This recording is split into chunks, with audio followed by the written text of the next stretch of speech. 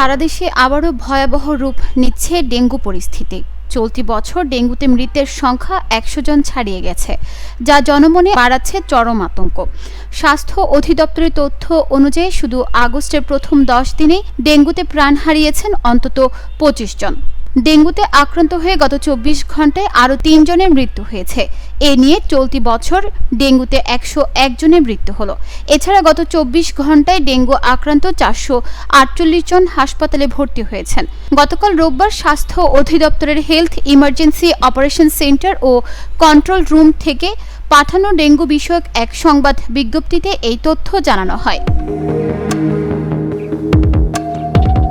এতে বলা হয়, গত ২৪ ঘন্টায় ডেঙ্গু আক্রান্ত হয়ে হাসপাতালে ভর্তি হওয়া রোগীর মধ্যে বরিশাল বিভাগে ৯৫ জন, চট্টগ্রাম বিভাগে ৮১ জন, ঢাকা বিভাগে ৮৪ জন, ঢাকা উত্তর সিটি কর্পোরেশনে ৩৪ জন, ঢাকা দক্ষিণ সিটি কর্পোরেশনে ৪৬ জন, খুলনা বিভাগে ৫৭ জন, ময়মনসিংহ বিভাগে ৮ জন, রংপুর বিভাগে ৭ জন ও রাজশাহী বিভাগে ৩৪ জন রয়েছেন। গত ২৪ ঘন্টায় ৪০৪ জন ডেঙ্গু রোগী হাসপাতাল থেকে ছাড়পত্র পেয়েছেন। চলতি বছর এ পর্যন্ত ২২,৭০৮ জন ডেঙ্গু রোগী হাসপাতাল থেকে ছাড়পত্র পেয়েছেন। নিউজ ডেস্ক, চট্টগ্রাম সময়।